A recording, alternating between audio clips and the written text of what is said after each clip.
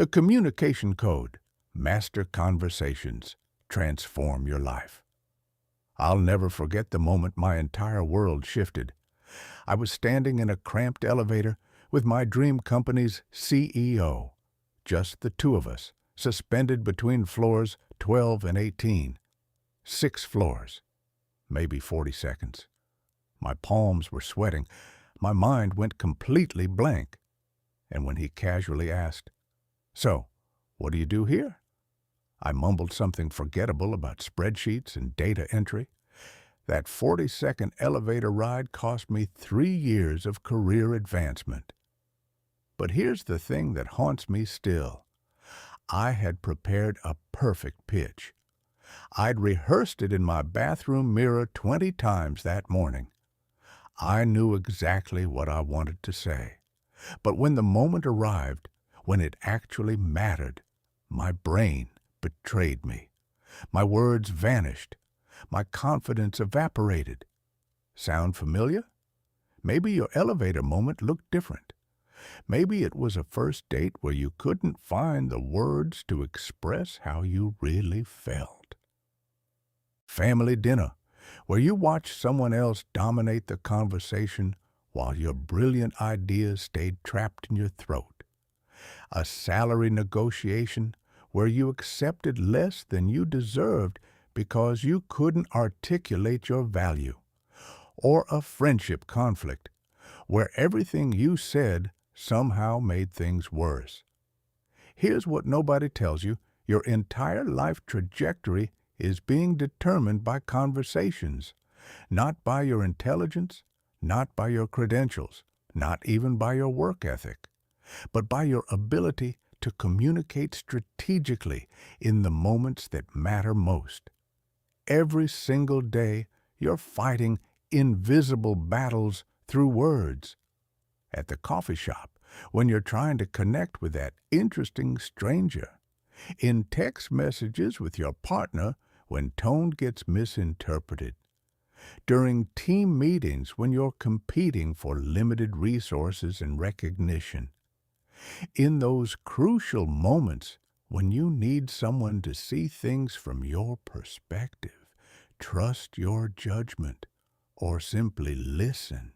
And right now, while you're reading this, most people are losing these battles without even realizing they're in them. They're stumbling over words during job interviews, missing opportunities to build meaningful connections, failing to persuade their own family members, watching charismatic people command attention while they fade into the background. They assume some people are just naturally good at communication, like it's a genetic gift they weren't born with. But I'm going to share something that changed my life. Communication mastery isn't a talent. It's a learnable system. The people who seem effortlessly persuasive, they're not winging it. They're running mental software, specific frameworks and techniques that create influence, build instant rapport, and allow them to navigate any conversation with confidence. They understand the psychological patterns that drive human behavior. They've trained themselves to think faster, read people accurately, and respond brilliantly even under crushing pressure. And the most beautiful part? These aren't secrets locked away in some exclusive club. They're teachable skills that anyone can master with the right guidance. Think about the last conversation that didn't go the way you wanted. Maybe you left thinking, "Why didn't I say that?" Or, "I should have responded differently." That frustration you felt? That wasn't weakness. That was your intuition recognizing that better communication was possible. You just didn't have the tools yet. By the time you finish this journey with me, you'll have those tools. You'll understand how to process conversations on multiple levels simultaneously, hearing not just words, but emotions, motivations, and hidden agendas. You'll know how to establish authority without arrogance, build trust within minutes, and navigate conflicts without creating enemies. You'll learn the precise language patterns that bypass resistance and plant ideas that feel like natural conclusions rather than external suggestions. This isn't about becoming manipulative or fake. It's about becoming strategically authentic, someone who can express their genuine thoughts and feelings in ways that actually land, that create impact, that move people to action. So take a deep breath. Silence that voice saying you're just not good at this stuff. Because what you're about to discover is this: the only difference between where you are now and where you want to be is the quality of your conversations. Let's begin. Chapter 1. The Hidden Language. Reading What People Don't Say. Most people think communication happens through words. But master communicators know a secret. The most important information in any conversation never gets spoken. Picture this. You're sitting across from someone at a cafe. They're telling you about their new business venture, speaking rapidly, eyes bright with excitement. Their words paint a picture of confidence and certainty. But their fingers are drumming on the table. Their foot taps a nervous rhythm. Their smile doesn't quite reach their eyes. Which message do you believe? Every human being broadcasts two simultaneous channels of information. There's the conscious channel, the carefully selected words they choose to share. And there's the unconscious channel, the involuntary signals their body, voice, and emotions leak constantly, often contradicting their verbal message. While average communicators focus exclusively on the spoken words, masters are reading both channels at once, gathering intelligence that gives them an almost unfair advantage in every interaction. Let me show you what I mean. Last month, I watched my friend Rachel navigate a salary negotiation that should have been impossible. She was asking for a 40% raise, the kind of request that normally gets laughed out of the room. But Rachel had spent years studying what I call the hidden language. When her manager said, "I'm not sure the budget allows for that kind of increase," Rachel didn't just hear the words. She noticed the slight upward inflection at the end of the sentence, turning a statement into a question. She caught the brief glance toward the door, a subconscious escape signal. She observed how he leaned back in his chair, creating physical distance. These signals told her something crucial. He wasn't rejecting her request.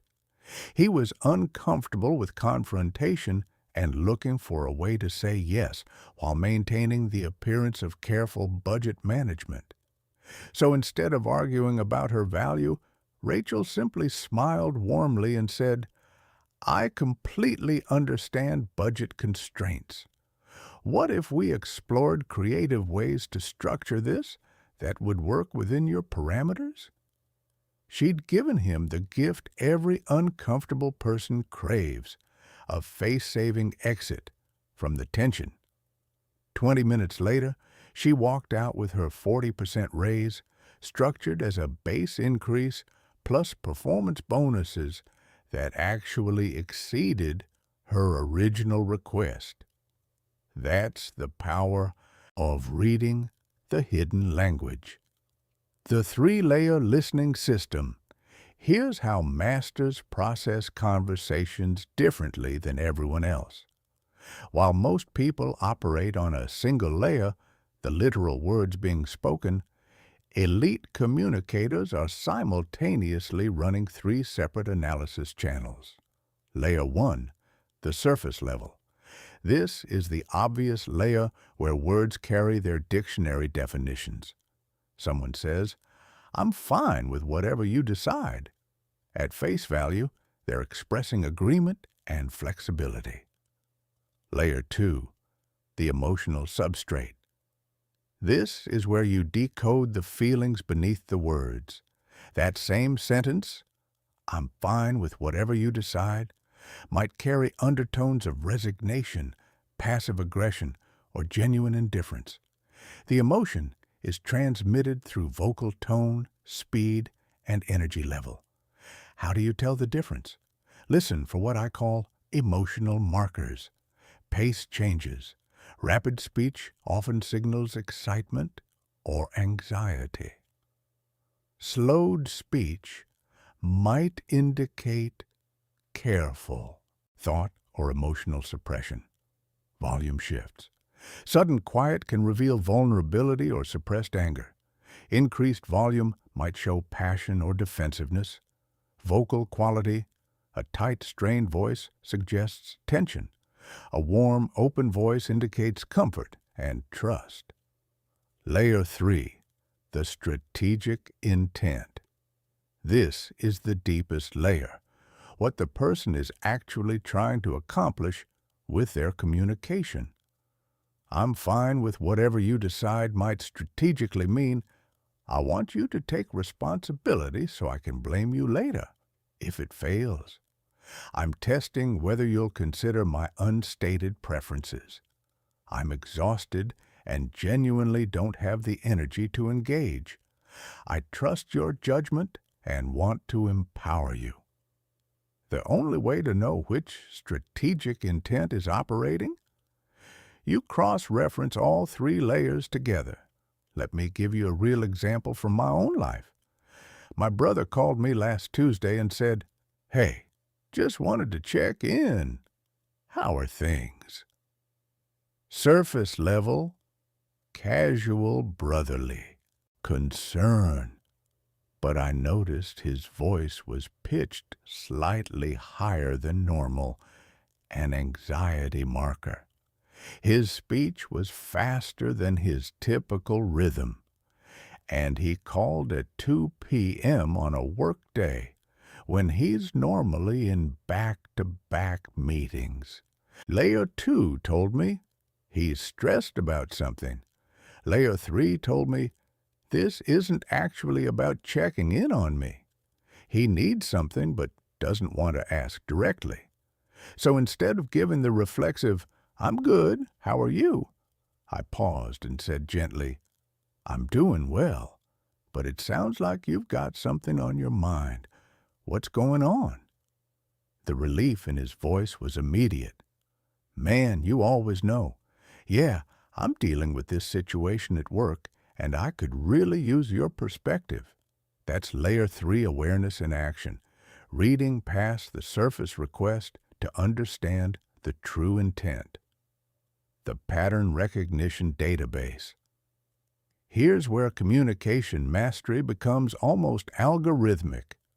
Over time, elite communicators build an internal database of behavioral patterns. They've observed thousands of interactions and noticed consistent correlations between certain signals and certain meanings. For example, I've learned that when someone says, "to be honest with you," before a statement, they're often about to share something they worry might be poorly received. That phrase is a preemptive defense mechanism, asking for generosity in how you interpret what follows.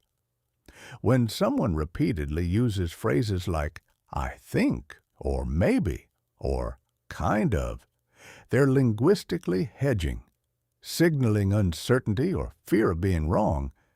This tells you they need reassurance and encouragement, not confrontation. When someone crosses their arms during a conversation, most amateur body language readers assume defensiveness. But masters know it might simply mean they're cold, or it's their comfortable resting position, or they're concentrating deeply. The key is noticing when the arm crossing happens. If it coincides with a specific topic or question, that's when it becomes meaningful data. Building your recognition database. Starting today, become a communication anthropologist.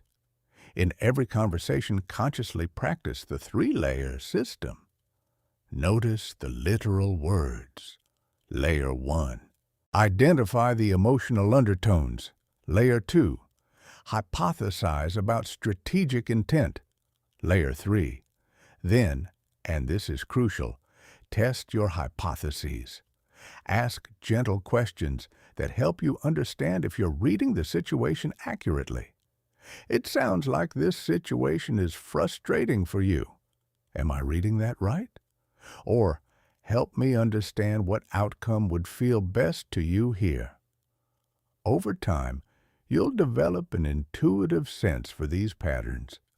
You'll start noticing micro-expressions that flash across faces before people gain conscious control.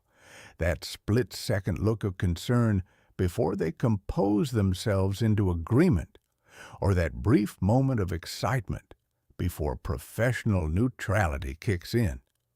You'll hear the subtle changes in vocal quality that indicate when someone shifts from genuine engagement to polite performance. You'll sense the energy shifts in group conversations that signal whose opinions really matter and who's just going through the motions. This isn't mind reading. It's pattern recognition based on universal human behavioral signals that we all broadcast constantly but rarely notice consciously. The baseline principle. Here's a critical technique that separates amateurs from professionals. Always establish a behavioral baseline before drawing conclusions. Every human has unique communication quirks. Some people naturally avoid eye contact when thinking deeply. It's not deception, it's their processing style. Others gesture wildly when excited. It's not agitation, it's enthusiasm. Some speak rapidly as their default. It's not anxiety, it's temperament. The key is spending the first few minutes of any important conversation simply observing someone's normal patterns. How do they naturally sit? What's their typical speech pace? Where do their eyes go when they're relaxed and discussing comfortable topics? Once you've established their baseline, you're watching for deviations. When someone who normally makes steady eye contact suddenly starts glancing away while discussing a specific topic, that's meaningful. When someone who typically speaks in measured tones suddenly speeds up, that's data. I learned this lesson the hard way during a job interview years ago. The interviewer kept breaking eye contact, shuffling papers, and giving brief, distracted answers. I interpreted this as disinterest and essentially gave up, assuming I'd already lost the opportunity. Later, I learned this person had severe ADHD and maintained that exact same behavioral pattern in every interaction. It wasn't about me at all. It was their baseline. They actually loved our conversation and fought to get me hired. I almost sabotaged an incredible opportunity because I drew conclusions without understanding their normal patterns. Your first communication upgrade for the next week, practice this single skill. 3-layer listening with one person daily. Choose someone, a colleague, friend, family member, and consciously engage. 3. Layers during a conversation with them. What are they literally saying? What emotion is underneath it? What are they really trying to accomplish? Don't interrogate them. Don't make it weird. Just practice quiet observation while remaining fully present and engaged. At the end of each conversation, mentally review. Were my Layer 2 and Layer 3 readings accurate? What did I miss? What patterns did I notice? This simple daily practice will transform your communication abilities faster than any other single technique. Because here's the truth. Most people never really listen. They're waiting for their turn to talk, or rehearsing their response, or thinking about something else entirely. The mere act of genuinely listening on all three layers immediately sets you apart and creates a sense of being truly seen that people crave desperately. When someone feels genuinely heard and understood by you, they develop an almost magnetic attraction to your presence. They'll seek out your opinion, value your perspective, and become naturally receptive to your influence. And it all starts with learning to hear what's not being said. Chapter 2. The Instant Connection Formula. Building Trust in Minutes, Not Months. Here's a question that might make you uncomfortable. How long does it take you to decide whether you trust someone? If you're like most people, you'll say it takes weeks or months of consistent interaction. You need to see someone's character revealed through their actions over time, right? Wrong. Research in social psychology reveals something fascinating. We make trust decisions within the first 7 minutes of meeting someone. Everything that happens after that is just confirmation bias. We selectively notice information that supports our initial judgment. Think about your closest friendships. I'll bet that within the first hour of meeting that person, you felt an immediate spark of connection, a sense that this person gets me. That feeling wasn't random luck. It emerged because certain psychological triggers were activated, either naturally or, in the case of master relationship builders, strategically. Let me tell you about Marcus, a man who taught me this lesson in the most unexpected way. I met Marcus in the waiting room of a dental office 3 years ago. We were both anxious about upcoming procedures, stuck in uncomfortable chairs, desperately trying to distract ourselves with outdated magazines. The typical scenario where two strangers sit in awkward silence, right? But Marcus did something different. He glanced at the magazine I was pretending to read, a travel publication with photos of New Zealand, and said with genuine curiosity, "New Zealand, huh? I've always wondered what draws people there. The landscapes or something else?" Notice what he did.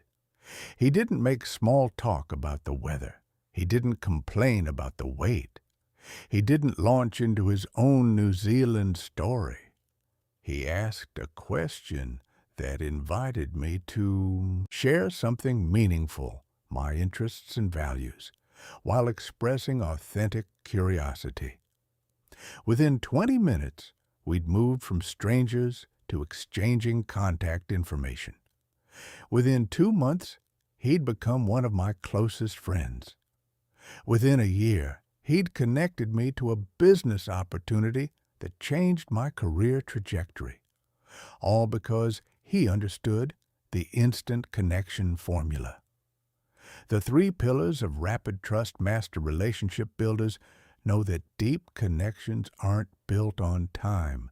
They're built on 3 specific pillars that can be established quickly when you understand the mechanics. Pillar 1. Demonstrated understanding. People don't trust those who agree with them. They trust those who truly understand them, including understanding their doubts, fears, and contradictions. When Marcus asked about New Zealand, he could have said, "Oh, I love New Zealand. The South Island is incredible." That would have been agreement, a surface-level attempt at connection through shared interest. Instead, he demonstrated understanding by asking what specifically drew me there. This communicated something crucial. Your unique perspective matters to me. I want to understand your individual experience, not just find commonalities. Here's how you activate this pillar. Ask questions that invite people to explain their reasoning, not just state their conclusions. Instead of, "Do you like your job?" Try, "What's the most fulfilling part of your work? And what drains your energy?" Instead of, "How was your weekend?" Try, "What's something that happened this weekend that's still on your mind?" These questions require thought. They invite genuine sharing, and they demonstrate that you're interested in understanding the person, not just making conversation. Pillar 2. Strategic vulnerability. Here's a counterintuitive truth. Showing appropriate weakness builds trust faster than displaying strength. When you share a genuine struggle, mistake, or uncertainty, you're sending a powerful signal. I trust you enough to be honest about my imperfections. This creates psychological reciprocity. The other person feels safe being vulnerable with you in return. But here's the critical nuance. Your vulnerability must be strategic, not accidental. Strategic vulnerability is sharing past mistakes you've learned from, current challenges you're actively addressing, or areas outside your expertise where you're genuinely curious. Accidental vulnerability is oversharing current crises, dumping emotional baggage, or revealing incompetence in areas where you need to be trusted. When I met Sarah, now my business partner, I could have spent our first coffee meeting projecting confidence and expertise. Instead, when she asked about my background, I said, "I spent 3 years in a role that looked perfect on paper, but made me miserable." I kept telling myself I should be grateful, that I was being unreasonable for wanting more. It took me way too long to realize that staying in the wrong place out of fear isn't loyalty. It's self-betrayal. That experience taught me to trust my instincts about fit. Notice what this did. It showed self-awareness, growth, and values alignment. I prioritize authentic fit over external validation. It invited her to share her own career struggles, which she did immediately. Within an hour, we were discussing a potential partnership that became one of the most rewarding collaborations of my life. Pillar 3. Immediate value delivery. The third pillar is the most tangible. Give before you ask. Most people approach new relationships wondering, what can this person do for me? Master relationship builders ask, what can I offer that would genuinely help this person? This isn't about grand gestures. Small, thoughtful contributions create disproportionate impact. Sharing an article relevant to a challenge they mentioned, making an introduction to someone in your network who could help them, offering a specific insight from your experience that applies to their situation, simply remembering and following up on something they cared about. Last month, I met Daniel at a conference. During our conversation, he mentioned struggling to find quality child care for his daughter while he traveled for work. I didn't have a solution, but I remembered a friend who'd recently navigated the same challenge. That evening, I sent a brief email connecting them, with context about why I thought they'd benefit from talking. It took me 3 minutes. Daniel later told me that introduction led to solving his child care situation and also to a valuable professional connection through my friend. Now, when Daniel has opportunities in my field, who do you think comes to mind first? The dozens of people who handed him business cards at that conference, or the person who actually helped solve a real problem without being asked. The front-loading strategy.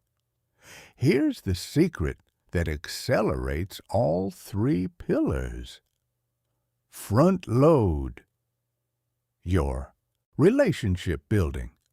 Instead of spreading trust-building behaviors over months, concentrate them in your initial interactions. This creates what psychologists call the halo effect, when early positive impressions color all subsequent interactions. In your first conversation with someone you want to build a relationship with, ask at least 3 questions that require thoughtful answers. Demonstrated understanding.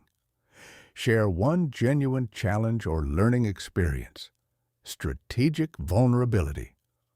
Offer one specific piece of value, information, introduction, or insight. Immediate value delivery. This concentration of trust signals creates the psychological equivalent of months of casual interaction compressed into a single conversation. The emotional resonance technique. Beyond the 3 pillars, master relationship builders use what I call emotional resonance.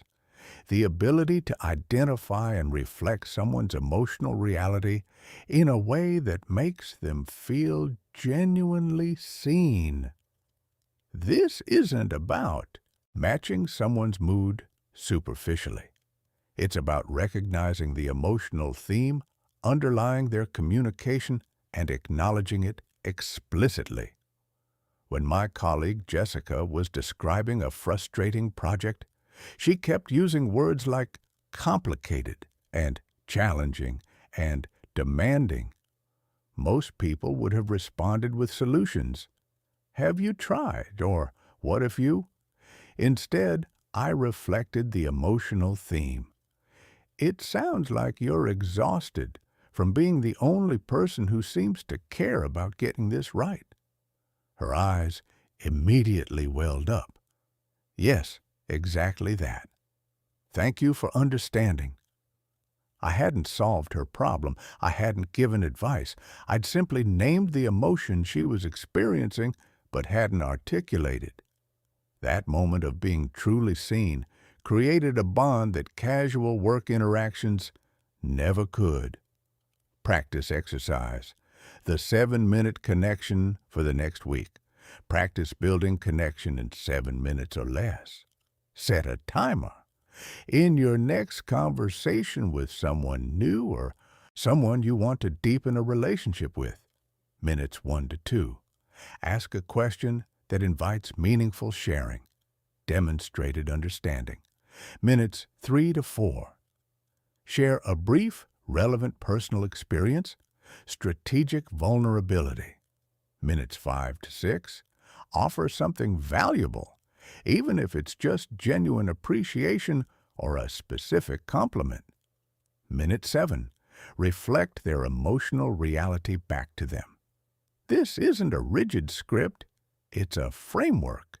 The goal is training yourself to concentrate trust-building behaviors instead of assuming they require months to develop. The compound effect. Here's the beautiful part about mastering rapid connection. It compounds exponentially. Each genuine connection you build creates new opportunities. The person you helped introduces you to 3 other people. One of those 3 becomes a close friend who later becomes a crucial business partner. That partner introduces you to a community that transforms your entire trajectory. Meanwhile, the people who are still waiting months to build relationships are wondering why opportunities seem to find you so naturally. It's not luck. It's not charisma. It's systematic application of the instant connection formula. Trust isn't built through time.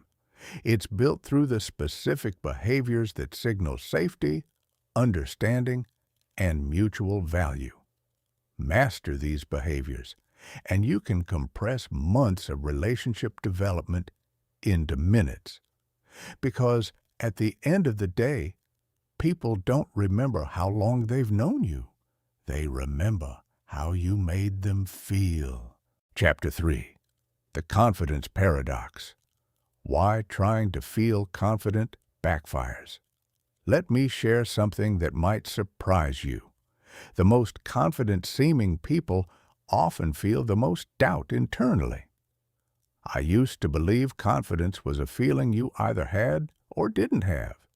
That some people woke up feeling naturally assured while others, like me, were just cursed with perpetual self-doubt. I'd watch charismatic speakers command rooms and assume they felt as confident as they appeared. Then I met Alexandra. Alexandra was the kind of person who walked into any space and immediately became its center of gravity. When she spoke at company meetings, people leaned forward. When she pitched ideas, executives listened. I assumed she was one of those naturally confident people who'd never experienced the crippling self-doubt that plagued me before important conversations. One evening, over wine at a networking event, I confessed my admiration for her apparent fearlessness. She laughed, actually laughed, and said something that changed my entire understanding of confidence. Fearless? I'm terrified before every single presentation. My hands shake. My stomach churns. The difference is, I learned that confidence isn't something you feel. It's something you perform.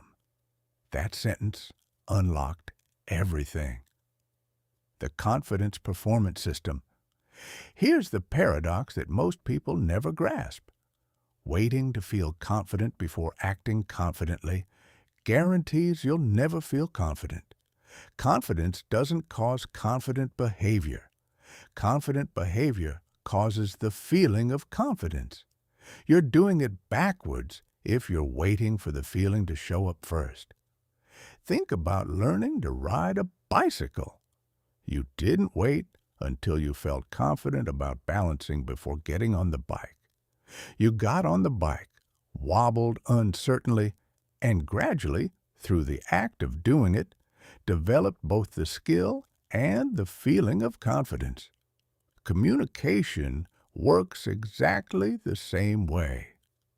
Master communicators have discovered something liberating.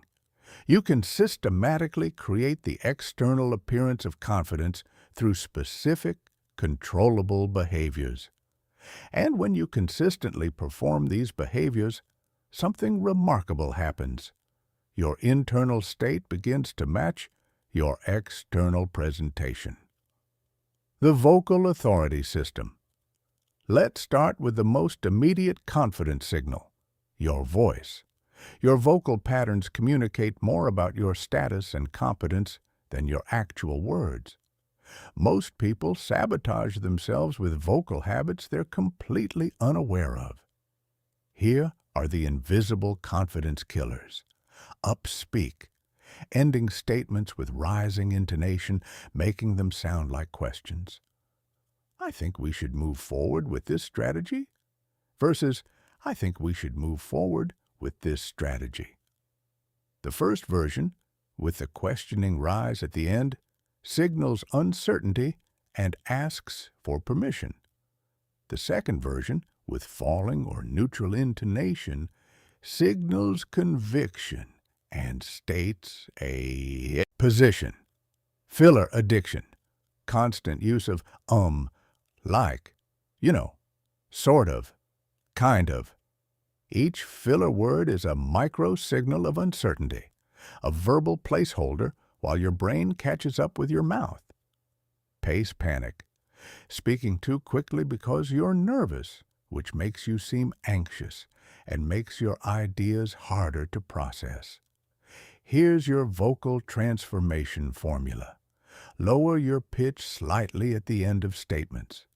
This creates what psychologists call authoritative intonation. Record yourself speaking and listen specifically for where your pitch goes at the end of sentences. Practice making declarative statements with downward or neutral pitch patterns. Slow your speaking pace by 15%.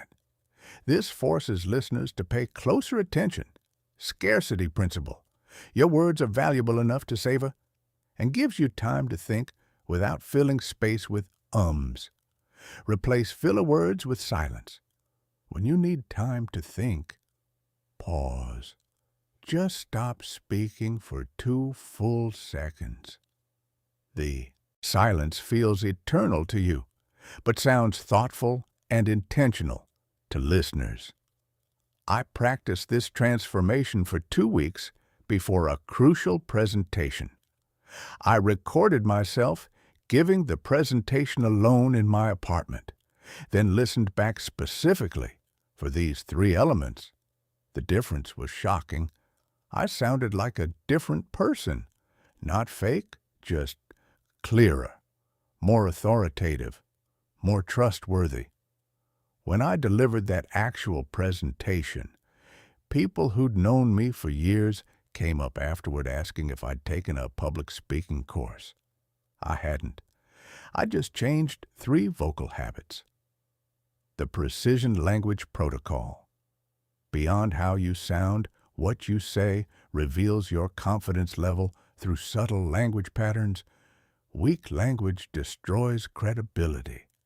I think maybe we should consider, I'm not sure, but does that make sense? I'll try to. Strong language builds authority.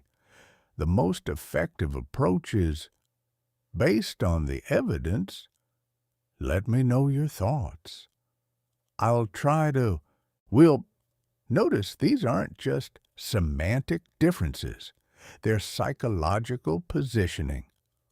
I think maybe we should consider positions you as someone tentatively suggesting an idea you're not even sure about yourself. The most effective approach is positions you as someone who has evaluated options and identified the best path forward. Does that make sense? Is asking for validation, checking whether you communicated clearly. Let me know your thoughts. Assumes you communicated clearly and invites their perspective. Here's a challenge. For 3 days, eliminate these phrases from your vocabulary. I think, maybe, I'm not sure, but does that make sense? Sorry, but this might be a stupid question. Just removing these undermining phrases without adding anything else will transform how others perceive your confidence. The strategic vulnerability window. Now, here's where it gets nuanced. Projecting perfect invulnerability actually reduces credibility. People don't trust perfection. They trust competent authenticity, the combination of genuine capability with honest self-awareness. The key is understanding the difference between strategic vulnerability and accidental weakness. Strategic vulnerability strengthens your position, acknowledging limitations in areas outside your core expertise. I'm not a financial expert, but here's what I understand about the operational implications. Owning past mistakes you've learned from. I made this exact error 2 years ago, which taught me expressing appropriate uncertainty when you genuinely don't know. I don't have that data, but I'll find out and get back to you. Accidental weakness undermines your position, over-apologizing for things that aren't your fault. Prefacing your expertise with disclaimers. I'm probably wrong, but sharing current struggles that signal incompetence in your core area. The difference is intent and timing. Strategic vulnerability is chosen consciously to build trust and demonstrate self-awareness. Accidental weakness is unconscious self-sabotage. Last month, I watched 2 colleagues present competing proposals to our leadership team, The first colleague, David, began, "I'm probably not the best person to present this, but since nobody else volunteered." He apologized 3 times during his presentation. He ended with, "Sorry if that was confusing." The second colleague, Michelle, began, "I'm excited to share this approach. I'll acknowledge up front that I'm still learning some of the technical aspects, which is why I've brought Maria from engineering to address those specifics." She admitted one genuine limitation, immediately showed she'd compensated for it, and demonstrated strategic thinking. Guess whose proposal was approved? The Physical Presence Foundation. Your body language communicates before you speak a word, and most people adopt defensive or submissive postures without realizing how dramatically they're undermining their perceived confidence. Confidence-killing postures. Crossed arms creates barrier, signals defensiveness. Collapsed chest signals defeat, uncertainty, minimal space occupation, trying to be invisible. Constant fidgeting, nervous energy leakage. Avoiding eye contact, fear or discomfort. Confidence-building postures, open chest, shoulders back, not rigid, just lifted. Taking appropriate space, not aggressive, just present. Purposeful gestures that support your words. Steady, warm eye contact, looking away occasionally to avoid staring. Grounded stance with weight evenly distributed. Here's a transformative practice I learned from a theater director. Power posing before high-stakes conversations. 2 minutes before any important communication moment, a difficult conversation, a presentation, a negotiation, find a private space, bathroom, empty conference room, your car. Stand in an expansive posture, feet hip-width apart, hands on hips, or raised in a victory position, chest open, chin lifted. Hold this position for 2 full minutes while breathing deeply.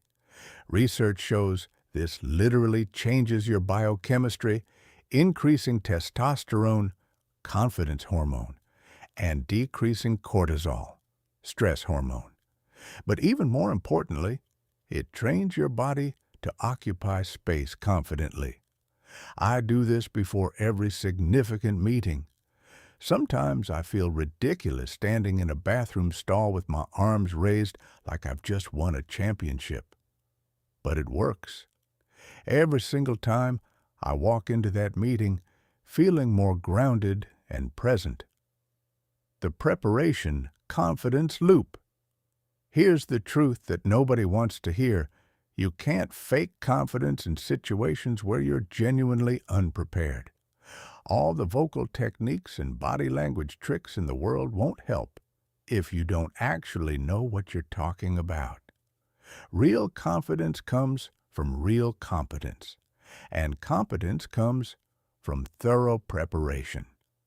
But here's the good news. Preparation creates a positive feedback loop. When you prepare thoroughly, you feel more confident. When you feel more confident, you communicate more effectively. When you communicate more effectively, you get better outcomes. Better outcomes reinforce your confidence and motivate deeper preparation for next time.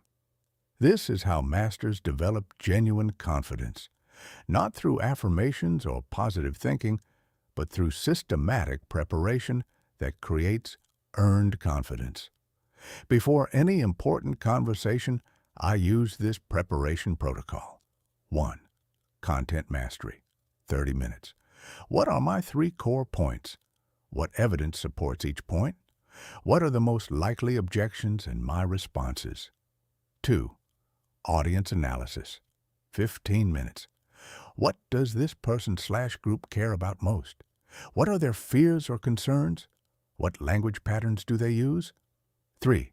Scenario planning. 15 minutes. Best case scenario. How do I maximize this outcome? Worst case scenario, how do I handle pushback? Most likely scenario, what's my strategic approach? 4. Physical. Preparation, 10 minutes. Power posing, vocal warm-ups, humming, articulation exercises, breath work to regulate nervous system. This hour of preparation creates authentic confidence because I know I'm genuinely ready for whatever happens. Chapter 4. The Persuasion Architecture, Making Your Ideas Feel Inevitable. I'm going to tell you something that might make you uncomfortable. You've been thinking about persuasion completely wrong. Most people approach persuasion as a battle, presenting their arguments forcefully enough that they overwhelm the other person's resistance. They believe persuasion is about having the strongest logic, the most compelling evidence, or the most forceful personality. But master persuaders know the truth. Real persuasion happens when people convince themselves. Think about the last time someone successfully changed your mind about something important. I'll bet it wasn't because they bludgeoned you with facts or argued you into submission. More likely, they asked questions that made you reconsider your assumptions. They shared perspectives that opened new possibilities. They created conditions where changing your mind felt like your own discovery, not their victory. Let me show you what I mean. The Desire Architecture Framework. 2 years ago, I was trying to convince my partner James that we should adopt a dog. I'd wanted a dog my entire adult life, and we'd finally reached a point where it seemed feasible. My first approach was logical and enthusiastic. We should get a dog. It would be so great. Studies show dog owners are happier and healthier. We have the space. We can afford it. Plus, dogs provide companionship and security. James' response, I don't think I'm a dog person. Dead end. I could have kept pushing with more facts and more enthusiasm. But I'd learned something crucial about persuasion. You can't convince people to want something different, but you can help them discover that what they already want connects to what you're proposing. So I changed my approach entirely. I stopped talking about dogs and started asking questions about what James valued most. What do you miss most about living in that apartment near the park? Remember when we talked about wanting to be more active and spend more time outdoors? You mentioned feeling disconnected from the neighborhood. What kind of connection do you think would feel meaningful? Through these conversations, James articulated desires I already knew he had. More regular outdoor activity, stronger community connections, more structure in his daily routine. Then I waited. 2 weeks later, James came to me and said, I've been thinking maybe a dog would actually help us with those lifestyle goals we've been talking about. We'd have to walk every day. We'd meet neighbors at the dog park. It would give us routine. We adopted Luna 3 months later. And here's the thing. James loves that dog more than I do. What happened? I didn't change his mind. I created conditions where he discovered the connection between his existing desires and my proposal. The decision felt like his idea because by the time he made it, it genuinely was. This is desire architecture, the art of building bridges between what people already want and what you're hoping they'll choose. The preemption strategy. Here's a mistake I see constantly. People wait for objections and then try to overcome them. But by the time someone has verbalized an objection, they've often become psychologically committed to it. Master persuaders do something different. They acknowledge concerns before they're raised. When I was pitching a new project approach to my team, I knew exactly what concerns would arise. This will take too long. We don't have the resources. We've tried similar things before, and they failed. Instead of waiting for these objections, I addressed them proactively. I know what you're thinking. This sounds like it would require significant time investment when we're already stretched thin.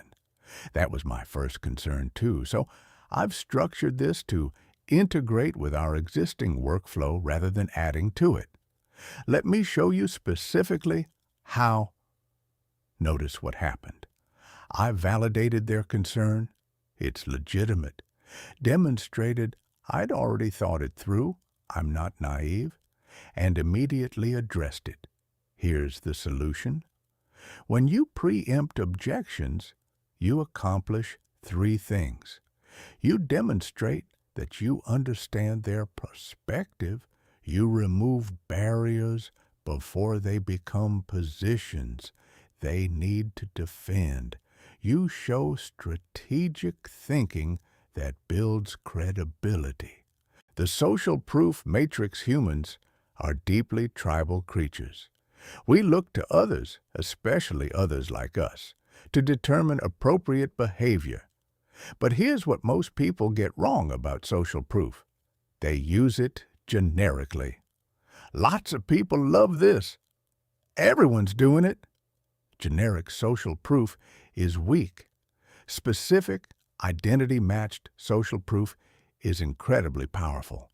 When I'm persuading someone to adopt a new approach, I don't tell them this works for lots of companies.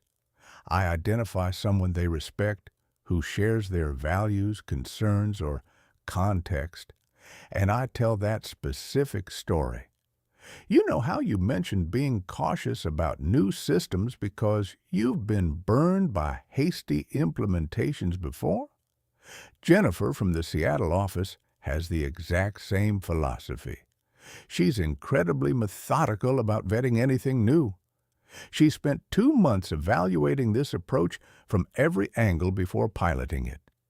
Here's what convinced her. Now, I'm not just offering evidence that it works.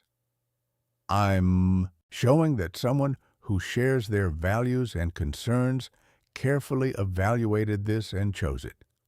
That's exponentially more persuasive than generic success statistics.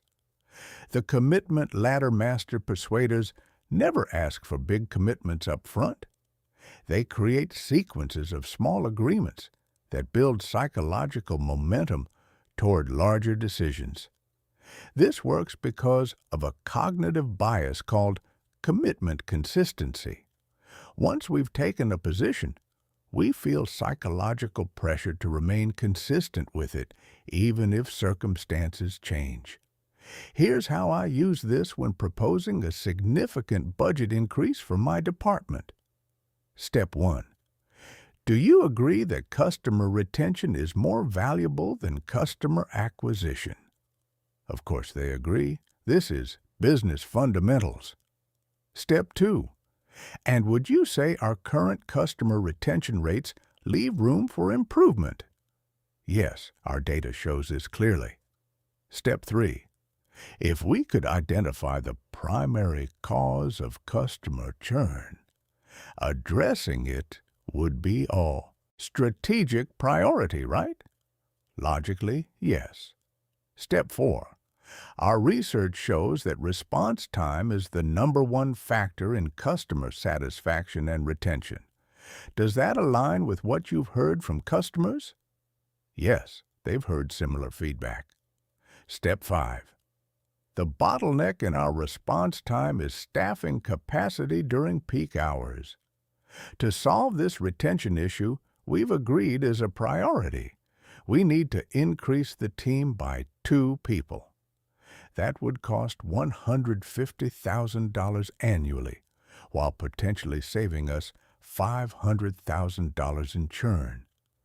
Does that investment make strategic sense? Notice how each step was a small, logical agreement. By the time we reached the budget request, they'd already agreed to the premise, the problem, the cause, and the strategic importance of solving it. The investment became the obvious conclusion to a series of agreements they'd already made. I didn't manipulate them. I helped them think through the logic in structured steps. But the structure mattered enormously. The reframing revolution. How people evaluate options depends entirely on the frame of reference you establish. Here's a simple example. Is a $500 expense large or small? Depends on the frame. This software costs $500 per month. Sounds expensive. This software saves us 10 hours of manual work weekly. At our team's average hourly rate of $75, that's $750 in labor costs saved every month. So we're actually making $250 monthly by using it. Sounds like a bargain? Same cost, different frame, completely different perception. Master reframing by changing time horizons. Instead of upfront costs, show long-term value, comparison points. Instead of comparing to doing nothing, compare to the cost of the current problem. Perspective, instead of what it costs, show what it enables. Last year, I was trying to convince my aging parents to move to a retirement community closer to where I live. They saw it as giving up their independence. Negative frame. I could have argued about practical benefits, safety, convenience, healthcare access, but I reframed entirely. Right now, you spend so much energy managing the house, yard work, repairs. All that maintenance isn't freedom, it's obligation. What if you could trade those obligations for actual freedom to travel, pursue hobbies, spend time with friends without worrying about who's watering the plants or whether the furnace will break? I changed the frame from losing independence to gaining freedom. Same decision, different meaning. They moved 6 months later and recently told me it's the best decision they've made in years. The scarcity truth. People want what they can't have and value what's limited. But crude scarcity tactics, this offer expires in 24 hours, are transparent and often backfire. Authentic scarcity is different. It's helping people understand real limitations. Time scarcity. The longer we wait to address this, the more entrenched the problem becomes. Opportunity scarcity.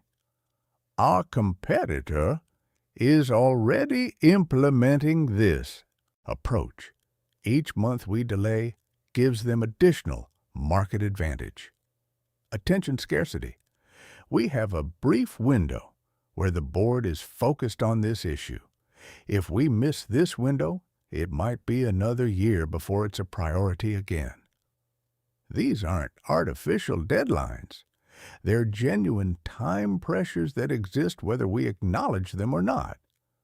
When I'm persuading someone, I help them see the real costs of delay. I'm not trying to rush you. Take whatever time you need.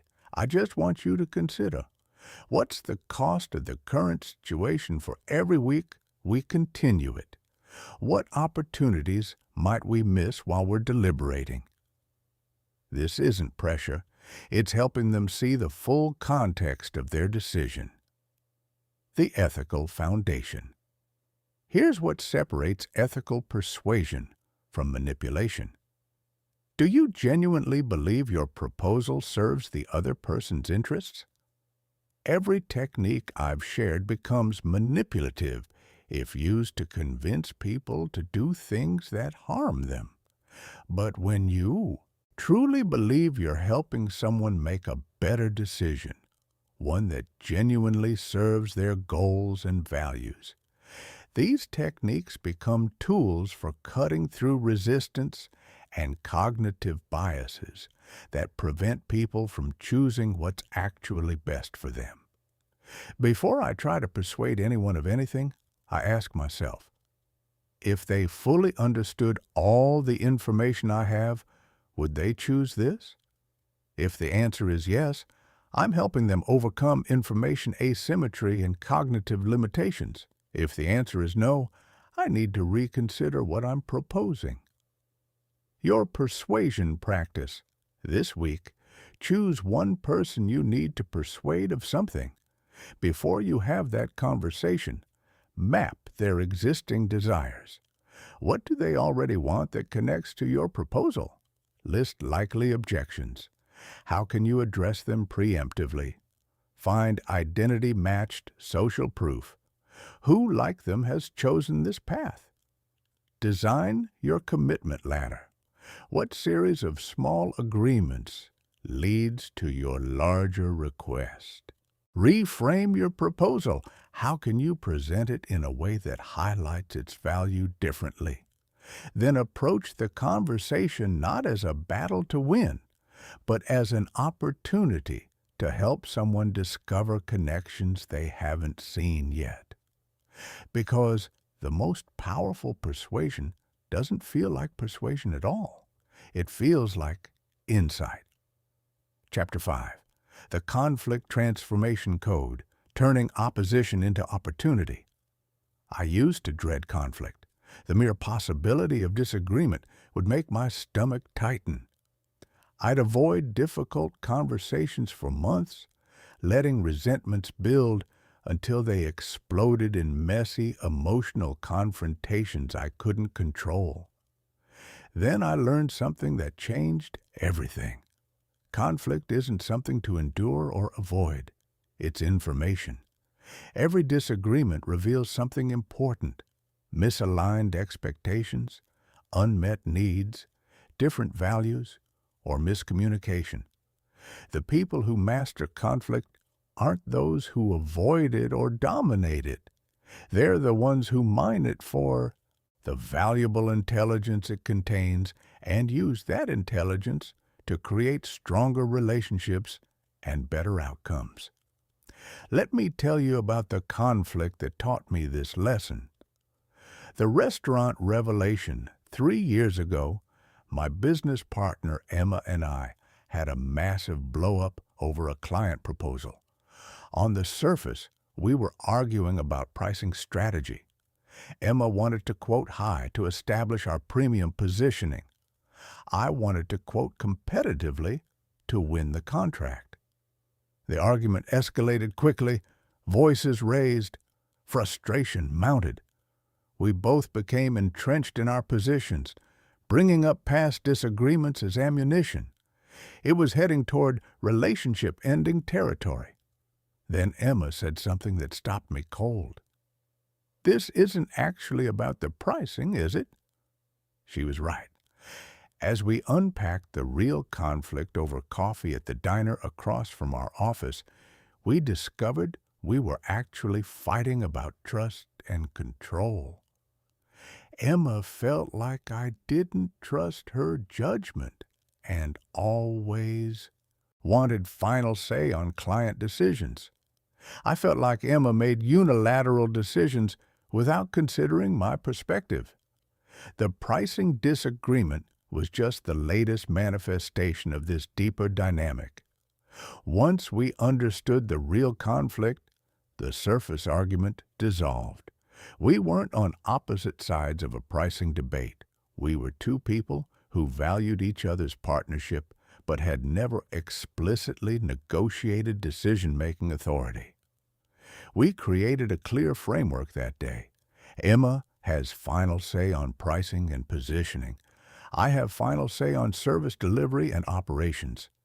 Anything that touches both domains, We discuss until we reach genuine agreement, not just compromise. That framework has prevented dozens of conflicts over the years. But more importantly, that conversation taught me the golden rule of conflict transformation. Always address the underlying issue, not just the surface disagreement. The three layers of every conflict. Just like conversations have three layers: words, emotions, intent. Conflicts have three layers. Surface layer, the apparent disagreement. This is what people are ostensibly arguing about: the deadline, the budget, the strategy, the dirty dishes. Middle layer, the emotional drivers. This is what people are actually feeling: disrespected, unheard, undervalued, afraid, overwhelmed. Deep layer, the unmet needs. This is what people fundamentally require: autonomy, recognition, security, fairness, belonging. Most conflicts escalate because people fight on the surface layer while the real battle is happening in the deeper layers. Your teenage daughter snaps at you about restrictions on her phone usage. Surface. She's actually feeling controlled and mistrusted. Middle. She fundamentally needs autonomy and respect as she develops independence. Deep. Your colleague resists your process improvement suggestions. Surface. They're actually feeling threatened by implied criticism of their current methods. Middle. They fundamentally need recognition of their competence and contribution. Deep. Your partner gets angry about you being late. Surface. They're feeling unimportant and deprioritized. Middle. They fundamentally need assurance that they matter to you. Deep. Elite conflict resolution happens at the deepest layer, not the surface. The emotional reset protocol? Here's a hard truth. You cannot resolve conflict while you're emotionally activated. When you're angry, defensive, or hurt, your prefrontal cortex, the part of your brain responsible for strategic thinking, empathy, and emotional regulation, goes offline. Your amygdala takes over, triggering fight or flight responses. In this state, you're literally incapable of the sophisticated thinking required to transform conflict into opportunity. You can only react, defend, and attack. Master conflict navigators have a protocol for resetting their emotional state before engaging.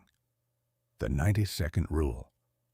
When you feel emotional intensity rising, you have 90 seconds to interrupt the physiological cascade before it takes over completely. Use those 90 seconds to breathe deeply. 5 seconds in, 5 seconds out. Physically change position. Stand up, walk, change rooms. Say out loud, "I'm noticing strong emotions. I need a moment."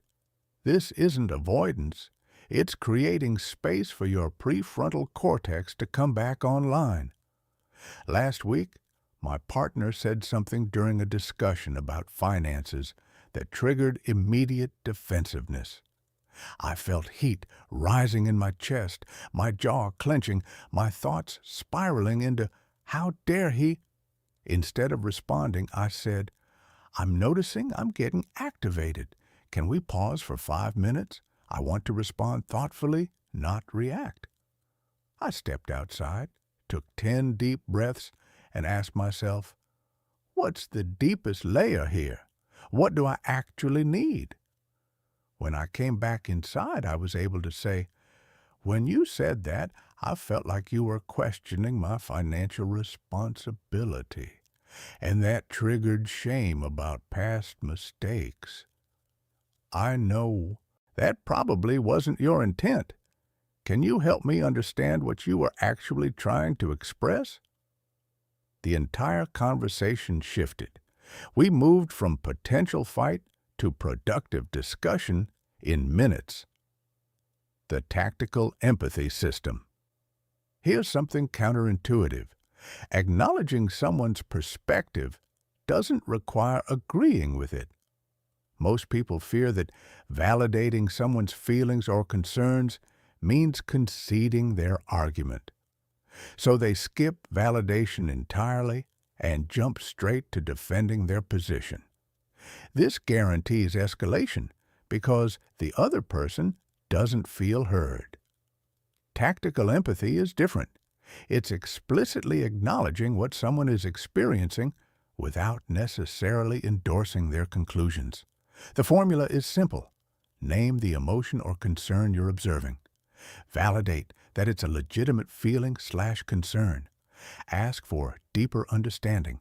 Then, and only then, share your perspective. Example, instead of, "That's not fair. I've done way more than my share around here."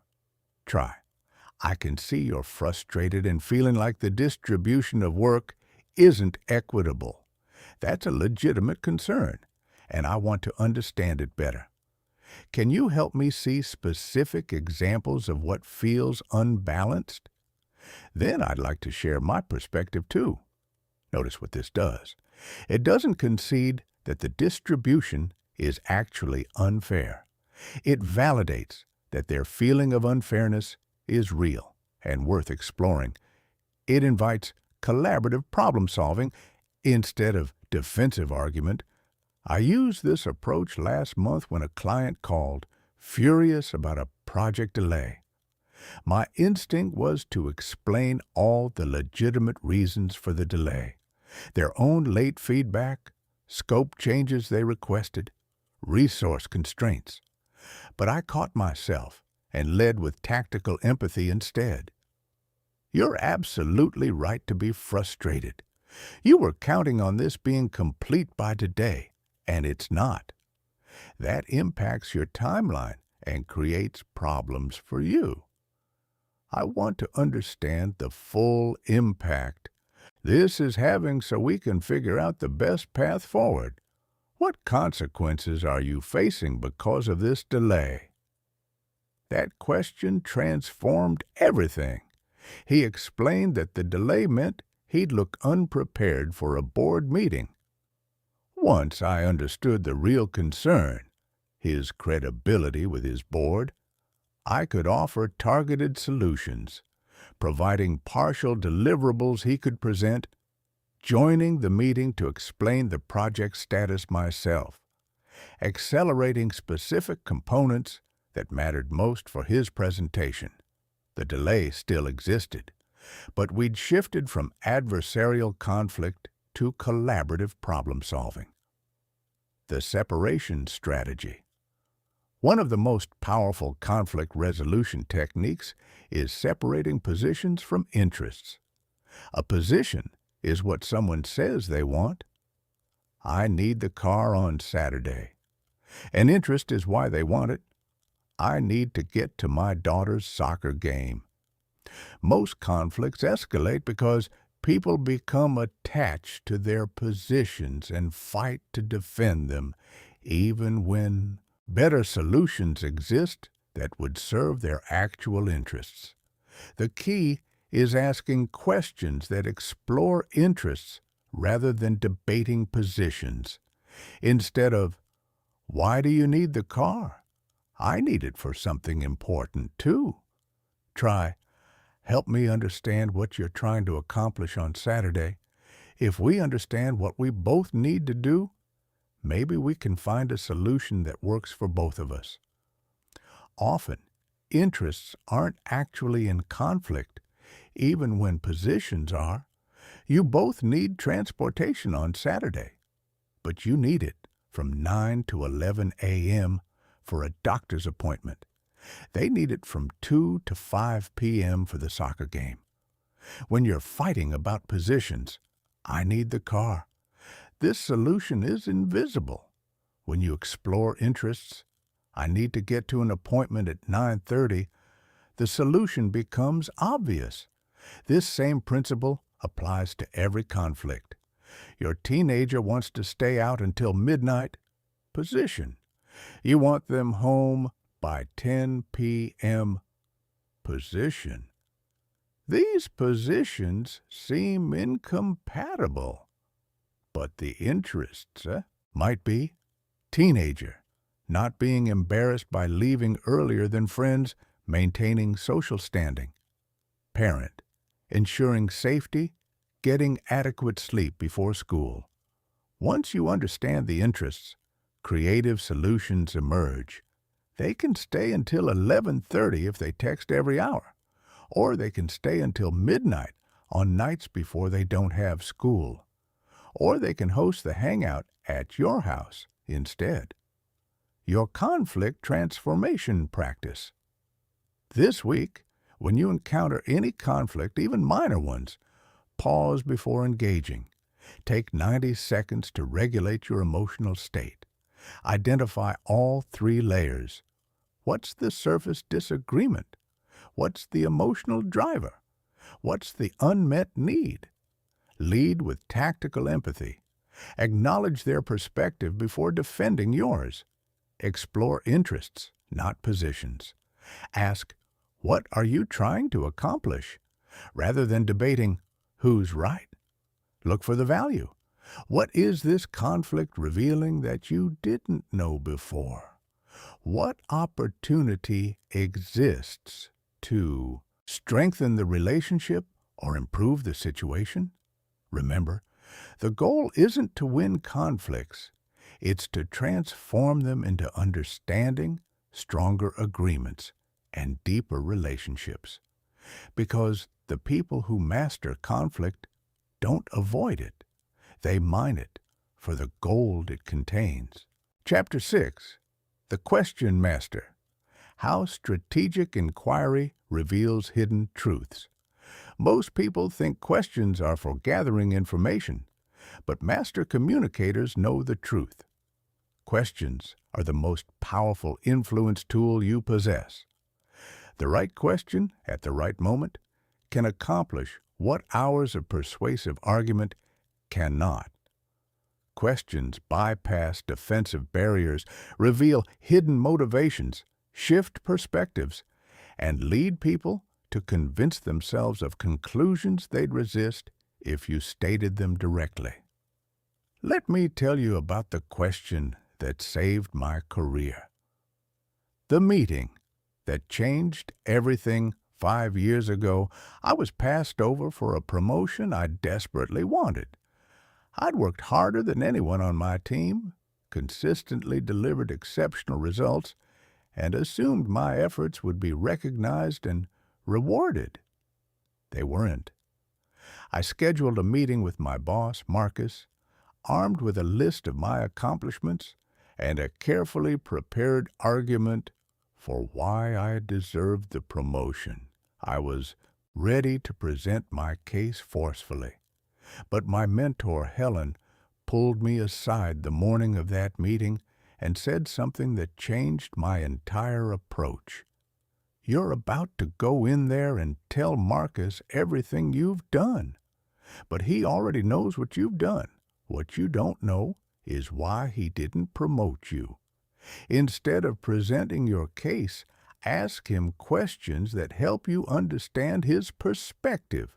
Once you understand his reasoning, you can address it, but you can't address what you don't understand. So I completely changed my strategy. I walked into Marcus's office, and instead of launching into my prepared defense, I asked, Marcus, I'd really value your perspective on the promotion decision. Can you help me understand what criteria were most important in making that choice? That single question transformed everything. Marcus relaxed immediately. He'd expected confrontation and received genuine curiosity instead. Over the next 30 minutes, he explained that while my individual performance was outstanding, he needed someone in that role who could develop and lead others, not just execute brilliantly themselves. He'd never seen evidence that I could mentor junior team members or build collaborative teams. All my accomplishments were individual achievements. If I'd spent that meeting presenting my case, I would have emphasized the exact things that didn't matter to his decision criteria. But because I asked questions first, I learned what actually mattered. I left that meeting with clear direction. Spend the next year visibly developing others. I started mentoring 2 junior colleagues, led a cross-functional project team, and created training materials for the department. 18 months later, I was promoted, with Marcus specifically citing my leadership development as the deciding factor.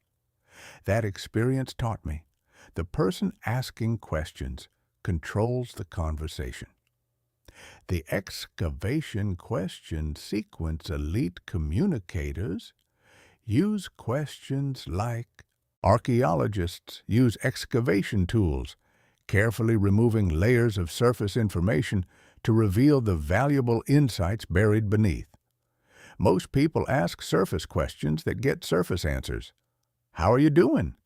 Arrow. Fine. What do you think about this? Arrow. Sounds good. Any concerns? Arrow. Nope. These questions feel polite, but gather almost no useful information.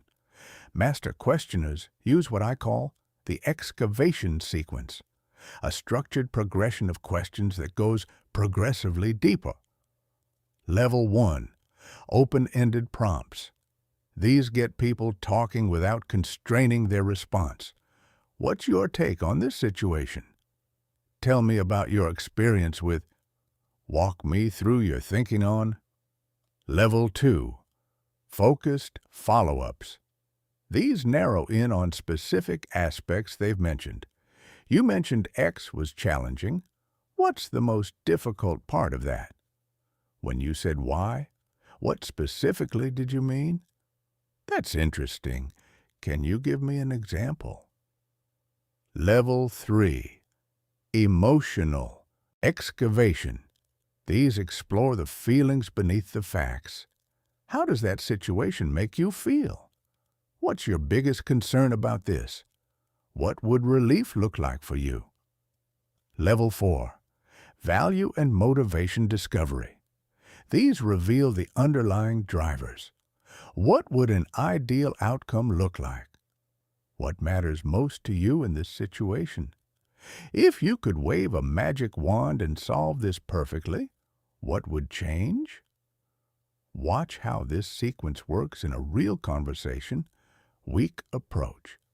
Do you like the new project proposal? Yeah, it's fine. Conversation dies. You learned nothing. Excavation sequence. What's your take on the new project proposal? Level 1. It's interesting. I think there's potential, but I'm not sure about the timeline. What specifically concerns you about the timeline? Level 2. Well, we've got the product launch happening in Q3, and I'm worried about resource conflicts. How do you feel about juggling both simultaneously? Level 3. Honestly, stressed. I'm already stretched thin, and I don't want either project to suffer. What would you need in place to feel confident managing both?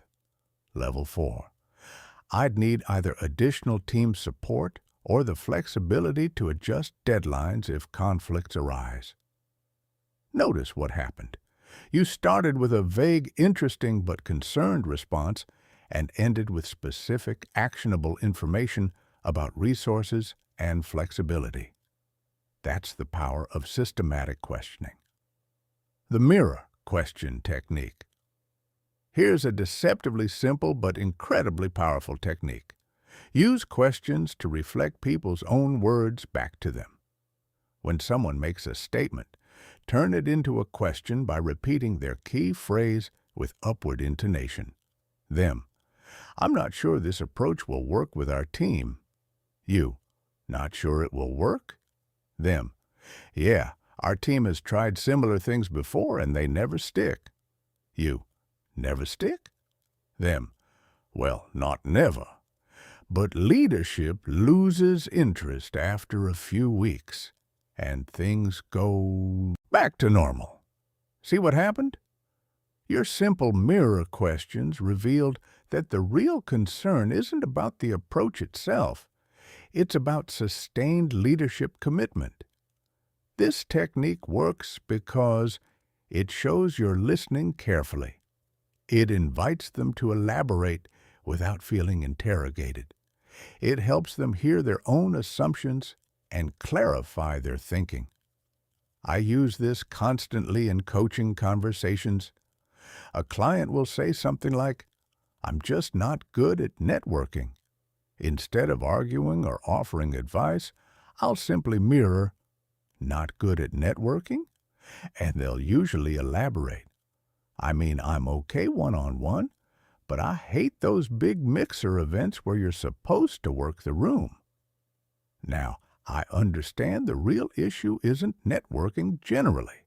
It's large group events specifically. We can address that precise concern rather than wasting time on networking advice that doesn't apply to their actual challenge. The permission-based challenging question. Sometimes the most valuable questions challenge assumptions or introduce uncomfortable possibilities. But if you ask them crudely, you trigger defensiveness. The key is asking for permission before challenging. Instead of, "Aren't you avoiding the real issue here?" Try, "Can I share an observation? I might be wrong, but I'm wondering if there's a deeper concern you haven't mentioned yet." Instead of, "That's not going to work." Try, "Can I play devil's advocate for a moment? I want to test this idea against potential objections you might face." The permission request does something psychologically crucial.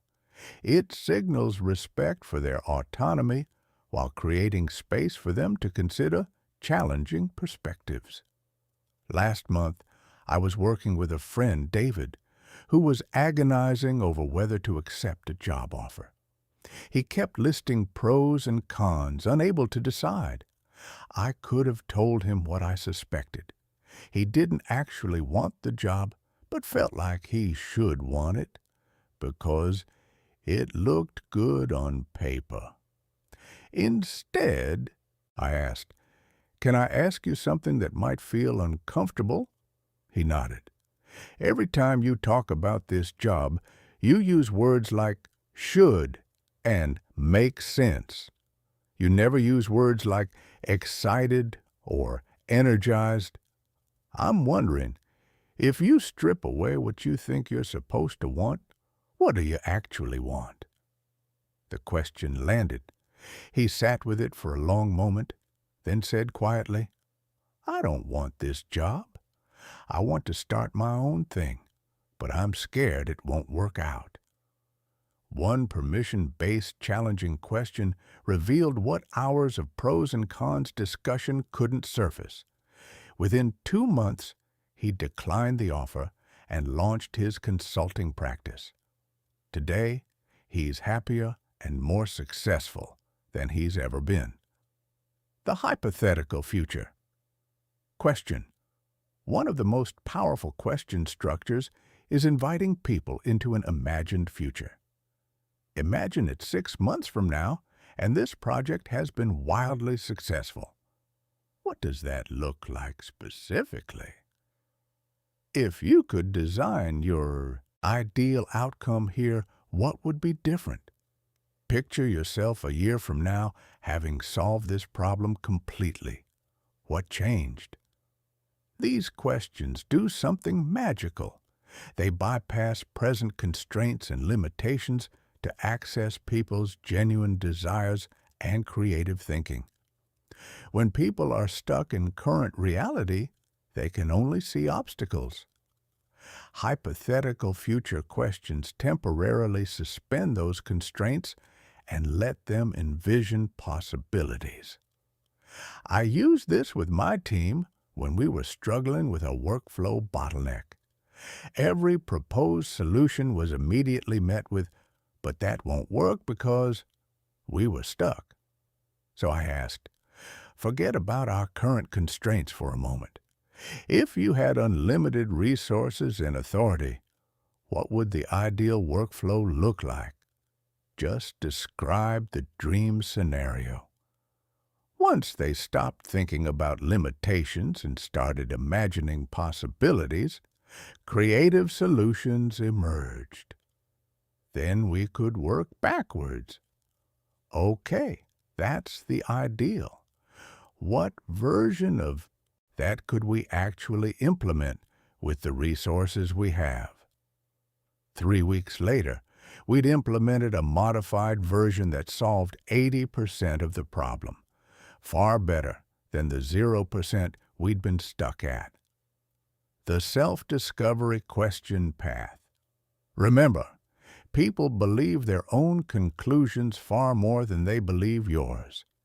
If you want someone to accept an idea, don't tell them the idea. Ask questions that lead them to discover it themselves. This is the Socratic method, and it's still the most powerful persuasion tool ever developed. Let's say you want your partner to agree to reduce spending this month. You could say, "We need to cut back on expenses." That might work, but it positions you as the enforcer and them as the restricted party. Resistance is likely. Or you could ask questions. How do you feel about our current financial situation? What are our biggest financial goals right now? How much do we need to save monthly to reach those goals by our target date? Looking at our current spending, where do you think we have the most flexibility to increase savings? By the end of this question sequence, they've identified the need for reduced spending themselves. The conclusion feels like their own insight, not your imposition. This takes patience. It's faster to just tell people what you think they should do. But telling creates resistance. Questions create ownership. The dangerous question. Pitfall. Here's a critical warning. Questions can become weapons if used manipulatively. There's a huge difference between genuine questions that seek to understand rhetorical questions designed to make points, gotcha questions that trap people into admissions, leading questions that manipulate people toward predetermined conclusions. Compare these. Genuine. What concerns do you have about this approach? Rhetorical. Don't you think this approach makes sense? Gotcha. So you're saying you don't care about customer satisfaction? Leading. You want what's best for the team, don't you? The genuine question invites honest sharing. The others create resentment and distrust. Your questions should serve understanding and mutual benefit, not tactical manipulation. People can sense the difference even if they can't articulate it. The follow-up discipline. Here's where most people fail with strategic questioning. They ask great questions but don't actually listen to the answers. They're so focused on their next question or their planned response that they miss the valuable information they just received. Master questioners practice what I call follow-up discipline. Ask the question, shut up completely, resist the urge to fill silence. Listen fully to the entire answer without planning your response. Acknowledge what you heard before moving forward. Follow up on anything interesting, unexpected, or unclear. Last week, I watched someone completely waste a great question because they violated this discipline. They asked their colleague, "What's been the most challenging part of this project for you?" The colleague started to answer, "Well, I think the scope keeps changing, and that makes it hard to—" And they interrupted. "Oh yeah, scope creep is the worst. We should probably set firmer boundaries with the client. Anyway, how's the timeline looking?" They'd asked for valuable information, received the beginning of an important insight, then steamrolled right over it to move to their next agenda item. If they'd practiced follow-up discipline, they might have learned specifically how the scope was changing, who was requesting changes, what impact it was having, and what support their colleague needed. Instead, they learned nothing useful. Your question mastery practice. This week, practice the excavation sequence in 3 different conversations. Ask an open-ended prompt to get them talking. Follow up with a focused question on something specific they mentioned. Explore the emotion beneath the facts. Discover the underlying values or desired outcomes. Pay attention to how much more you learn with this structured approach compared to your typical questioning patterns. And remember, the quality of your questions determines the quality of your information. The quality of your information determines the quality of your decisions. Master the art of asking, and you'll master the art of influence. Chapter 7. The Presence Principle, Commanding Attention Without Demanding It. I used to believe that presence was something you either had or didn't have, a mysterious charisma that some people were born with and others could never develop. Then I met Thomas. Thomas wasn't conventionally charismatic. He wasn't particularly tall, didn't have a booming voice, and rarely told jokes or entertaining stories. But when Thomas entered a room, something shifted. Conversations naturally included him. People sought his opinion. Even senior executives seemed to defer to him in subtle ways. I couldn't understand it until I spent an entire day shadowing him for a project. What I discovered was this: presence isn't something you have. It's something you give. While everyone else in meetings was mentally drafting emails, checking phones under the table, or rehearsing what they'd say next, Thomas was completely present. When someone spoke, his attention was total, not just polite eye contact, genuine absorption in their words, their concerns, their ideas, and people felt it. They spoke more thoughtfully when Thomas was listening. They shared deeper insights. They felt more valued and heard, not because Thomas did anything dramatic, but because his attention was a gift that so few people ever receive. That's when I understood the most magnetic people aren't those who draw attention to themselves. They're those who give complete attention to others. The attention economy. We live in an age of perpetual distraction. The average person checks their phone 96 times per day. Attention spans have shrunk to seconds. Everyone is simultaneously present in multiple conversations, the one happening in front of them and the dozens happening on their screens. In this environment, your complete attention has become incredibly rare and therefore incredibly valuable. When you give someone your undivided attention, you're offering something that almost nobody else provides. You're saying, through your focus, in this moment, you matter more than everything else competing for my attention. That message creates profound impact. But here's what most people miss. Presence isn't passive. It's an active practice that requires discipline and technique. The mental rehearsal trap. The biggest barrier to presence is mental rehearsal.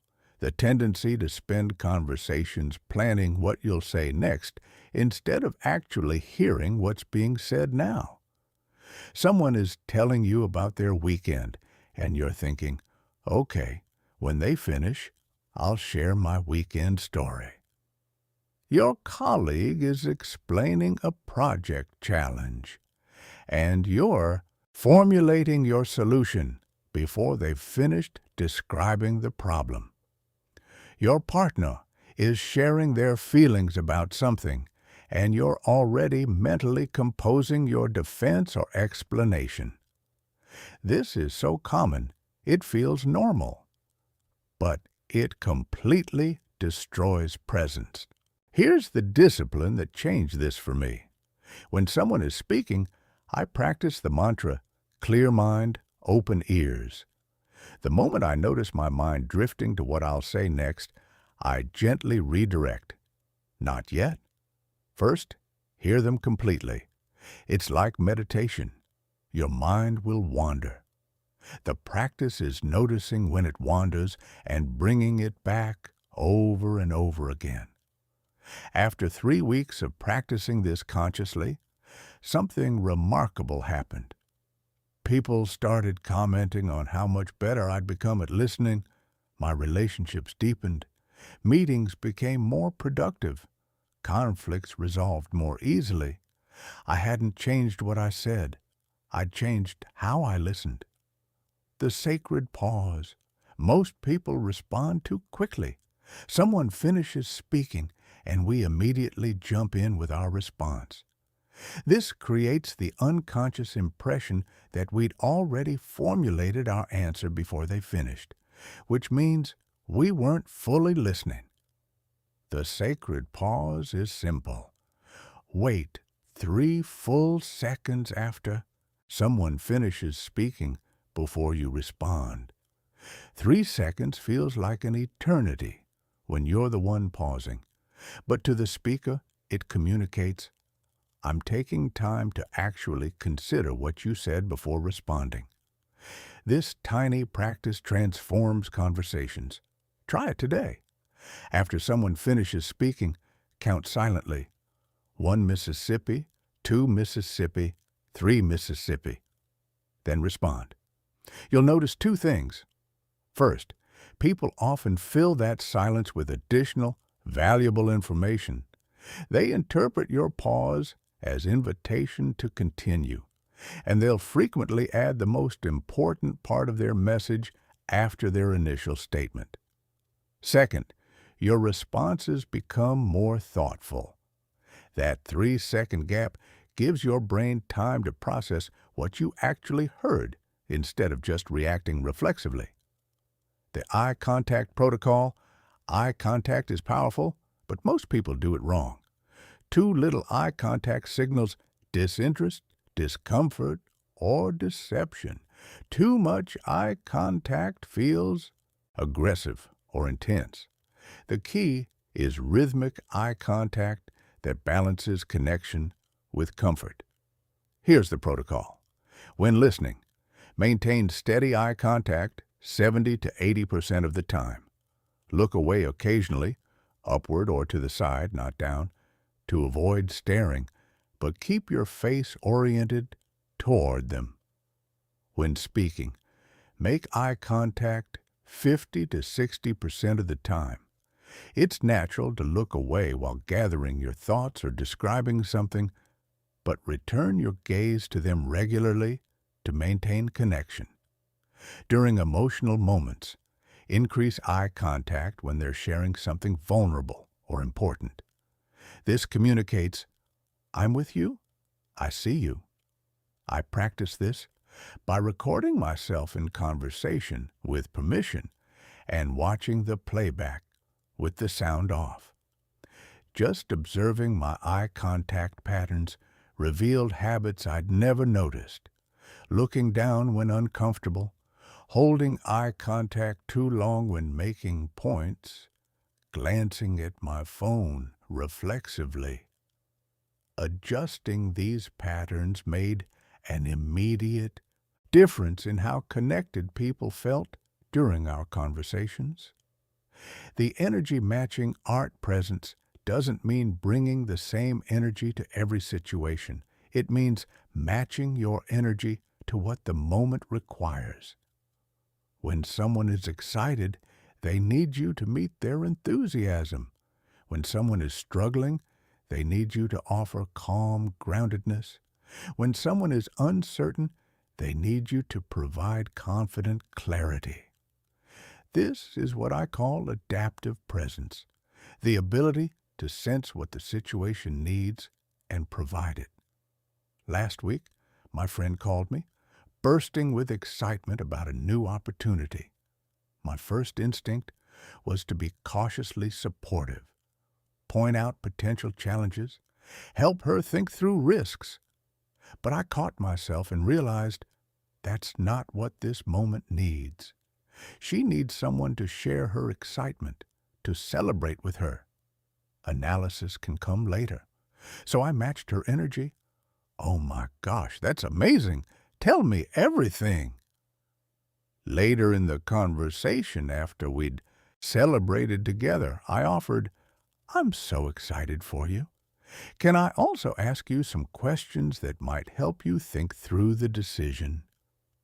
By matching her initial energy, I earned the right to be helpful later. If I'd led with caution, I would have dampened her excitement and created distance. The phone freedom practice. Here's a radical experiment that will immediately improve your presence. In any conversation that matters, put your phone completely out of sight. Not face down on the table, not in your pocket where you can feel it vibrate, out of sight, in your bag, in another room, in your car. The mere presence of a phone, even if you never check it, reduces the quality of conversation. Research calls this iPhone effect.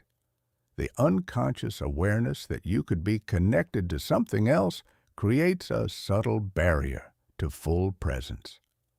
I started doing this 6 months ago, and the comments have been remarkable. I really appreciate that you're giving me your full attention. It's so rare to talk to someone who isn't checking their phone. This conversation feels different somehow, more real. I hadn't announced that I was doing anything special. I'd simply removed the distraction. But people felt the difference. The remembering practice presence extends beyond the moment of conversation. It includes remembering what people have shared with you and following up on it. When someone tells you they have an important meeting on Thursday, put a reminder to ask them Friday how it went. When they mention their daughter's soccer tournament this weekend, remember to ask about it next week. When they share that they're struggling with a decision, check in later to see if they've reached clarity. This practice communicates, you weren't just filling time in my calendar. What you shared mattered enough for me to remember. I keep a simple note on my phone where I jot down details people share, upcoming events, challenges they're facing, things they're excited about. Before meeting with anyone, I review my notes. This isn't manipulation. It's caring enough to remember what matters to people. Your presence practice. This week, practice presence intensively with 3 people. Practice 1. Clear mind, open ears. During one full conversation, catch yourself every time you start planning your response. Gently redirect to listening. See how much more you absorb. Practice 2. Sacred pause. In 3 different conversations, wait 3 full seconds after the person finishes speaking before you respond. Notice what happens. Practice 3. Phone freedom. Choose one conversation that matters. Put your phone completely out of sight. Give your complete, undistracted attention. Observe how the conversation feels different. Remember, in a world of perpetual distraction, your complete attention is a profound gift. Give it generously, and people will be magnetically drawn to your presence. Chapter 8. The Legacy Conversation. Communication that creates lasting impact. We've covered frameworks for thinking faster, building confidence, asking powerful questions, and commanding presence. But here's what separates good communicators from masters. Masters think beyond the immediate conversation to the lasting impact they create. Every conversation is an opportunity to plant seeds that grow long after the interaction ends. The question is, what seeds are you planting? The ripple reality. 3 years ago, I had a 15-minute conversation with a barista named Jordan at my neighborhood coffee shop. I asked how he was doing, really doing, not the automatic fine we all give, but genuinely. He shared that he was struggling with whether to stay in school or drop out to work full time. Money was tight. His family needed support. But he loved learning and didn't want to give up on his degree. I asked him questions about what he valued most, what he'd regret in 5 years, and what creative solutions might exist beyond the binary choice he'd framed. That's it. 15 minutes. I wished him well and left. 2 years later, Jordan reached out to me on social media. He'd stayed in school, found a night shift job that allowed him to study during the day, and was graduating in 2 months. He said that conversation had been a turning point, someone taking his struggle seriously enough to really think through it with him. I'd forgotten that conversation entirely, but for Jordan, it had been pivotal. That's the ripple reality. You never know which conversations will change someone's trajectory. The 4 legacy questions master communicators approach every significant conversation by asking themselves 4 questions. 1. What do I want this person to think after we talk? Not during the conversation, after. When they reflect on our interaction later, what understanding or perspective do I hope they've gained? 2. What do I want this person to feel? Valued, challenged, inspired, understood, clear about next steps? Your answer shapes how you communicate. 3. What do I want this person to do? What action, if any, would create the best outcome, and how can I support them in taking that action? 4. Who do I want to be in this conversation? What values do I want to embody? What kind of communicator am I aspiring to become? These 4 questions transform communication from tactical exchange to intentional impact. The encouragement multiplication. Here's something I've observed. Criticism is remembered. Genuine encouragement is rare enough to be transformative. Most people are surrounded by voices pointing out their flaws, mistakes, and limitations. Few people have voices consistently noticing their strengths, progress, and potential. You can be that voice. When you notice someone doing something well, particularly something they might not realize they're doing well, tell them specifically, not, "Good job on the presentation," but, "The way you handled that challenging question in the presentation was masterful." You acknowledged the concern, provided context, and refocused on the core message without getting defensive. That's a skill that takes years to develop. That specific encouragement does 2 things. First, it helps them understand exactly what they did effectively so they can replicate it. Second, it shows that you are paying close enough attention to notice the nuance. That level of attention is itself a gift. I make it a practice to give at least one specific, genuine encouragement daily. Not forced positivity, real observation of real strengths.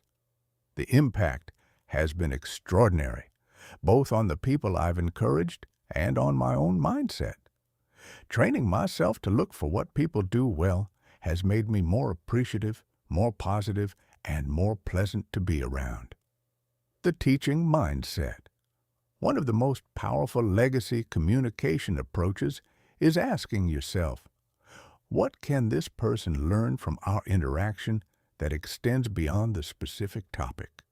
When someone asks for advice, you can give them the answer, or you can teach them how to find answers themselves. When someone asks, should I take this job? You can tell them what you think, or you can say, let me show you how I think through career decisions. Here's the framework I use. The answer solves their immediate question. The framework equips them for future decisions. This is teaching versus telling. Both have value, but teaching creates lasting impact. Your communication legacy. As we close this journey together, I want you to consider, what communication legacy are you creating? When people think about conversations with you, what patterns emerge? Do they feel heard or lectured? Do they leave energized or drained? Do they discover insights or receive instructions? Do they feel valued or evaluated? Your communication patterns are creating a reputation, an invisible but powerful impression of who you are and what you offer. The beautiful thing is, you can intentionally design that legacy starting with your very next conversation.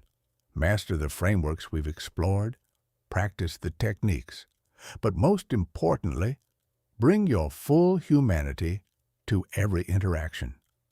Because at the end of the day, the most powerful communication isn't about technique. It's about genuine care, expressed skillfully. The transformation begins now. We've journeyed through the architecture of masterful communication, from reading hidden signals to asking transformative questions, from projecting authentic confidence to turning conflicts into opportunities. But here's the truth that matters most. Knowledge without action is just entertainment. You now possess frameworks that most people never discover. You understand psychological principles that give you genuine advantages in every conversation. You've seen how small shifts in technique create massive shifts in outcomes. But none of it matters if this becomes just another book you consumed and forgot. So let me ask you something directly. What will you do differently in your very next conversation? Not eventually. Not when you feel ready. Not after you've mastered everything. Right now. Today. In the next conversation you have. Whether it's with your partner, your colleague, your friend, or a stranger at the grocery store. The single practice that changes everything. If you only implement one thing from everything we've covered, make it this. Give one person your complete, undistracted attention today. Put your phone away. Clear your mind. Listen on all three layers: their words, their emotions, their deeper intent. Practice the sacred pause. Ask one genuinely curious question. That's it. Because here's what I've learned after years of studying and teaching communication. Mastery isn't built through perfect execution of complex techniques. It's built through consistent practice of fundamental principles. You don't need to remember every framework. You don't need to deploy every strategy. You just need to show up fully present, genuinely curious, and authentically caring in your conversations. Do that consistently, and everything else will follow naturally. The compound effect of small changes. Think about this. If you improve your communication effectiveness by just 1% each week, one tiny adjustment, one small practice, one modest improvement, where will you be in a year? Not 52% better. That's not how compound growth works. You'll be exponentially more effective. Each small improvement builds on the previous ones, creating momentum that accelerates your growth. That awkward pause before you respond? In 3 weeks, it becomes natural rhythm. That uncertainty about asking deeper questions? In a month, it becomes intuitive curiosity. That nervousness before important conversations? In 6 weeks, it transforms into focused energy. Small, consistent changes compound into transformation. Your communication transformation map. Here's your action plan for the next 30 days. Week 1, Master Presence Practice. Clear mind, open ears. In every conversation, use the sacred 3-second pause before responding. Put your phone completely away during one important conversation daily. Week 2, develop strategic listening practice. 3-layer. Listening, words, emotions, intent. Use the excavation question sequence in 3 conversations. Notice patterns in how people communicate their needs indirectly. Week 3, build authentic confidence. Record yourself speaking and analyze your vocal patterns. Eliminate weak language phrases from your vocabulary. Practice power posing before one high-stakes conversation. Week 4, create lasting impact. Give specific, genuine encouragement to 3 different people. Ask yourself the 4 legacy questions before important conversations. Follow up on something someone shared with you last week. These aren't random exercises. They're strategic practices designed to build the core competencies that underlie all masterful communication. The courage conversation. There's probably one conversation you've been avoiding. You know the one I mean. Maybe it's finally addressing that tension with your business partner, having the money conversation with your spouse, setting boundaries with your parent, asking for the promotion you deserve, expressing how you really feel to someone important. You've been waiting for the perfect time, the perfect words, the perfect conditions. Here's the truth. The perfect time is a myth. There's only now and not now. Everything we've covered has prepared you for this conversation. You know how to regulate your emotions, how to use tactical empathy, how to separate positions from interests, how to ask questions that create understanding. You're ready. Not perfectly ready. That's impossible. But ready enough. And having that conversation imperfectly is infinitely better than avoiding it perfectly. What conversation will you commit to having this week? The ripple you create. Remember Jordan, the barista whose trajectory changed from a 15-minute conversation I'd forgotten? You're having Jordan moments constantly without realizing it.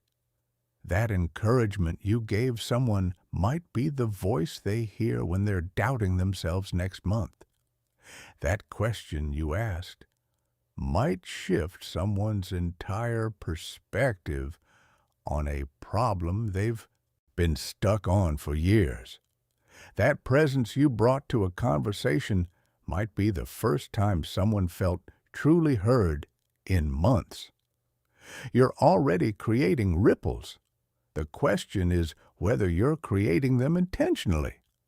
Every conversation is an opportunity, not just to exchange information, but to genuinely connect, to understand deeply, to shift perspectives, to plant seeds that grow long after the words fade. The commitment. So here's what I'm asking you to commit to. For the next 30 days, approach every conversation as sacred, not in a religious sense, but in the sense that each one matters. Each one creates impact. Each one shapes who you're becoming and who others are becoming. Show up fully. Listen deeply. Speak authentically. Ask courageously. Respond thoughtfully. Some conversations will still be awkward. Some will frustrate you. Some will surprise you. Some will transform you. But none will be wasted if you bring your full presence and genuine care. The journey continues. This isn't the end of your communication journey. It's the beginning. You've been equipped with tools that will serve you for the rest of your life. In your career, your relationships, your family, your community, every domain where humans connect through words. But tools are only as valuable as the hands that wield them. So wield them with intention, with practice, with courage, with care. Think fast when you need to. Talk smart when it matters. But most importantly, communicate with the genuine desire to understand, to connect, and to create positive impact. Because at the end of your life, you won't be remembered for the perfect things you said. You'll be remembered for how you made people feel when they were with you. Make them feel seen. Make them feel heard. Make them feel valued. Do that and everything else, the influence, the opportunities, the relationships, the success, will follow naturally. The conversation starts now. Go speak your truth. Ask powerful questions. Listen with your whole heart. The world is waiting for your voice.